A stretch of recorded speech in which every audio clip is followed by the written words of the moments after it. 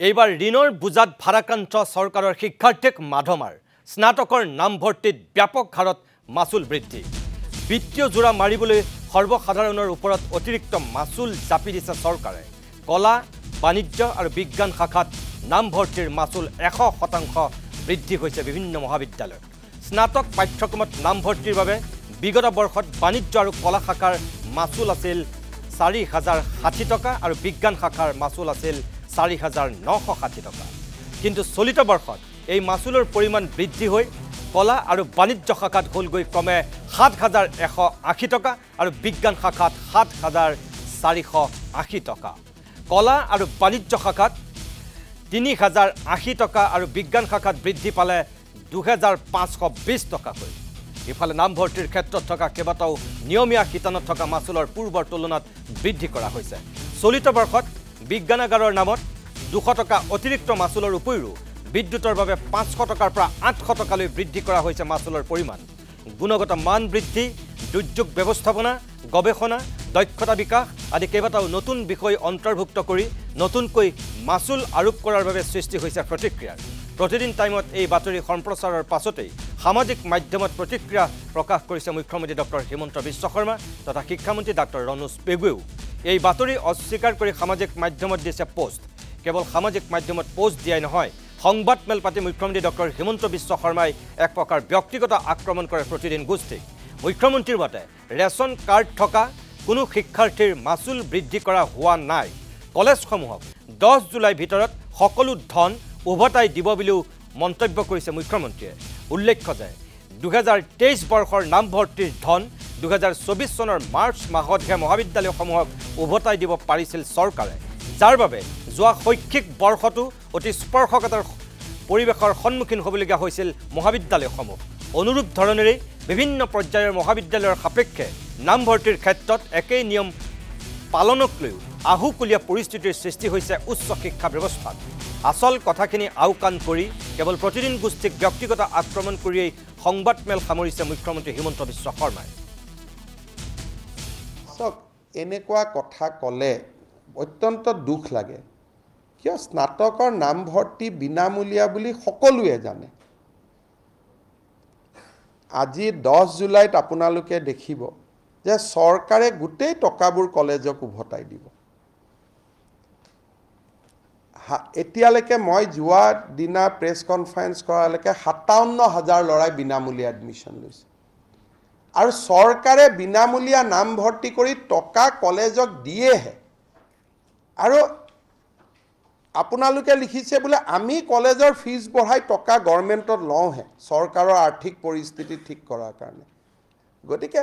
সত্যৰ অপলাপ হ'ব লাগে ইমান সত্যৰ অপলাপটোতো হিটলাৰৰ গোৱেলছেও কৰা নাছিল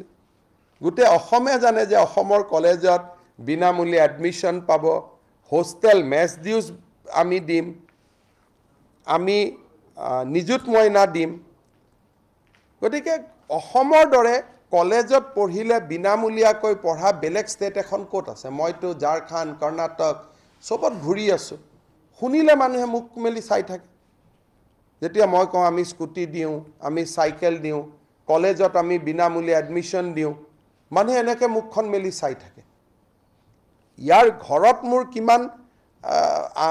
আপোনালোকে ঘৰত মোক কিমান হলাগিছে বেলেগ কথা বাকি জায়গাতো ভাষণ দিলে মুখখন মেলি মানুহে চাই থাকে যে সম্ভৱ হে কিয়া ইয়ে সচমুচ হে কিয়া 10 জুলাইত আপোনালোক আহিব কলেজৰ প্ৰিন্সিপালসকল ইয়াত থাকিব বিনামূলীয়া এডমিশ্যনৰ ফিজটোতো আমি তেওঁলোকক আপোনালোকৰ আগতে নগদ চেকখন দি দিম পিছত আৰু চেকখন ডুপ্লিকেট বুলি লিখিলে বেলেগ কথা আৰু এডমিশ্যনৰ যিখন লিষ্ট আছে 2023 চনৰ 2024 খনৰ যদি কম্পেয়াৰ কৰি চোৱা যায় তাতে ডিজাস্টাৰ মেনেজমেন্টৰ ক্ষেত্ৰতো এইবাৰ পইচা লৈছে গতিকে এই গোটেই পইচাটোতো আমি ঘূৰাই দিওঁ না কলেজে পইচাটো কাৰ পৰা লয় যেতিয়া এডমিশ্যনটোৱে বিনামূলীয়া কলেজে চৰকাৰকহে সেই বিলখন দিয়ে কলেজে ফিজটো যে বঢ়াইছে ষ্টুডেণ্টৰ পৰাতো নলয় কলেজে পইচাটো চৰকাৰৰ পৰাহে লয় চৰকাৰৰ পৰা 2 টকা বেছি ল'লে তাত বেয়া পাবলগীয়া কি আছে কলেজখন ভাল কৰি চলিব আমাৰ অসমে লিখি আছে যে কলেজক বিনামূলীয়া নামভৰ্তি কৰি কলেজবিলাকক ধ্বংস কৰি দিয়া হ'ল এয়া লিখি আছে মনোজ গোস্বামী ডাঙৰীয়া জয়ন্ত বৰুৱা ডাঙৰীয়া লিখি আছে যে আমি ফিজ লৈ আছো এটা কোনটো সঁচা আমাৰ অসম সঁচা নে প্ৰতিদিন সঁচা এটা আপোনালোকে মোক উত্তৰটো দিয়ক একে আমাৰ অসমে লিখি আছে যে বিনামূলীয়া নামভৰ্তি কৰি আমি কলেজবিলাক ধ্বংস কৰি দিলো লিখিছে নে নাই আপোনালোকে আজি 7 দিন আগত আৰু প্ৰতিদিনে লিখিছে নামভৰ্তিত টকা লৈ আমি ল'ৰা ছোৱালীক ধ্বংস কৰি দিলো এটা কোনটো সঁচা আমাৰ অসম সঁচা নে প্ৰতিদিন সঁচা গতিকে বলক কালি মোৰ লগত কলেজৰ ষ্টুডেণ্টবিলাকৰ মই নাম 10 জুলাই দি দিম আপোনালোকে ফোন কৰি কৰি সুধি ল'ব যে এডমিশ্যনটো ফ্ৰী হৈছে নে নাই স্কুলৰ বা কলেজৰ যি ইনফ্ৰাষ্ট্ৰাকচাৰ আছে বা বিল্ডিং বনোৱা বা টয়লেট ৰিপেয়াৰিং এনেকুৱা যোনবিলাক যিখন আপোনালোকৰ যিখন ফিজৰ ক্ষেত্ৰত মই আপোনাক অত্যন্ত বিনম্ৰতাৰে অসমৰ মুখ্যমন্ত্ৰী হিচাপে দায়িত্ব সহকাৰে কৈছোঁ যে অসমত ৰেচন কাৰ্ড থাকিলে এডমিশ্যন বিনামূলীয়া আৰু কি কম কওক